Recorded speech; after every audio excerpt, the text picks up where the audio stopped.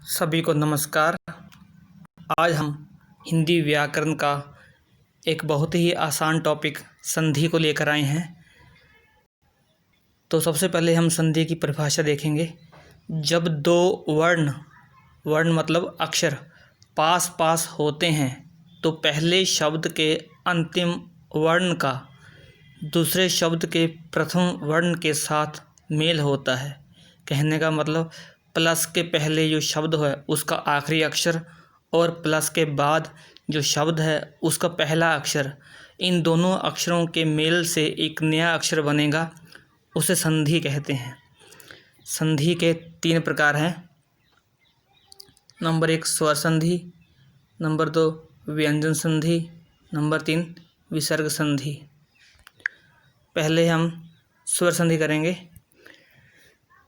देखिए स्वर आपको पता है संख्या में 11 होते हैं। अ आ इ ई उ री ए ओ औ, ये 11 स्वर है, इनका ही आपस में मिल होगा।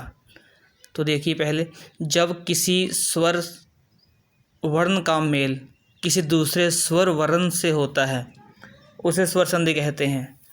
कहने का मतलब जब दो वर्ण जो स्वर हैं इन दोनों का मेल होता है आपस में तो वो स्वर संधि कहलाते हैं। जैसे यहाँ विद्यार्थी में देखो, विद्या का ध्य का जो अ है और अर्थी का अ है, इन दोनों के अक्षरों के मेल से आ बन गया तो क्या बन गया? विद्यार्थी। ऐसे ही विद्या आलया विद्यालया, हिम आलया हिमालया। कहने का मतलब स्वर वर्ण और स्वर वर्ण इन दोनों के मेल हो रहा है तो ये स्वर संधि है। आगे स्वर संधि के 5 भेद होते हैं। गुण संधि, दीर्घ संधि, वृद्धि संधि, यन संधि, अयादि संधि। पहले गुण संधि देखिए, इसके कुछ नियम होते हैं। यदि अ या आ के बाद ई या ई या उ और री आए, कहने का मतलब स्वर के पहले अ आ ई उ री आए तो दोनों के मेल से ए बनेगा।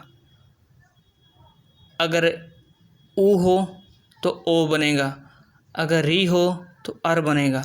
यहाँ एक बार समझो यहाँ पे, जैसे यहाँ पे है अ और आ, उसके आगे ई और ई हो, इन दोनों का मेल होगा तो यहाँ पर ए बनेगा, ये ध्यान रखो। सेम ऐसे ही अगर अ है और आ है, प्लस के पहले कुछ दोनों में कोई भी हो, अ हो या आ हो, उसके आगे उ या उ हो, इन दोनों के मेल से ओ बन जाएगा। सेम ऐसे यहाँ पे अ और आ है, उसके आगे प्लस के बाद आगे री हो, ऋषि रिकार कुछ भी हो, इन दोनों के अक्षरों के मेल से अर बन जाएगा। तो ये नियम है गुण संधि का। उदाहरण में स्पष्ट होगा। देखिए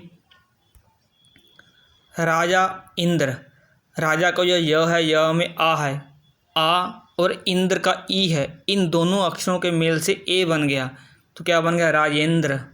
सूर्य उदय, अ और उ को ओ होता है तो क्या बन गया? सूर्योदय। सप्त ऋषि, सप्त में त में अ है और ऋषि के री और अ को अर बन गया तो क्या बन गया? सप्तऋषि बन गया।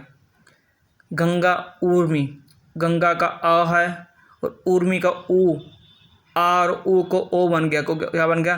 गंगोर्मी। ये इसका नियम है, ये गुण संधि है। आगे देखिए दीर्घ संधि।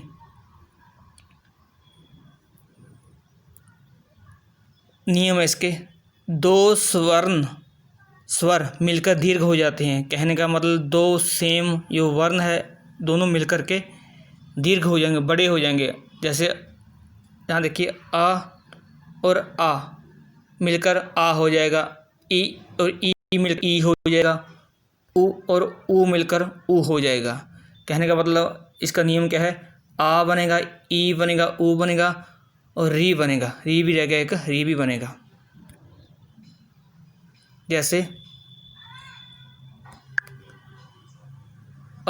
और आ प्लस और आ, इन दोनों को मिला के आ ही होगा। चाहे छोटा हो चाहे बड़ा हो, इसको बड़ा आ ही होगा। ई और ई मिला के ई ही होगा। ऊ और ऊ मिला के ऊ ही होगा। ये नियम है। जैसे गिरी ईश, गिरीश बन गया। भानु उदय, भानुदय बन गया। शिव आलय, शिवालय बन गया। कोर्ण अर्क, कोणार्क बन गया। देव असुर, देवासुर बन गया। ये इसका दीर्घ बन गया। दीर्घ मतलब बड़ा अक्षर होता वो बन गया। तो ये था दीर्घ संधि। इसके आगे वृद्धि संधि हम अगली नेक्स्ट वीडियो में बनाएंगे। तो इसके लिए बहुत ही धन्यवाद। इसको ध्यान से देखो, 2-3 बार देखोगे तो ऑटोमेटिक ही आपको क्लियर हो जाएगा। Thank you.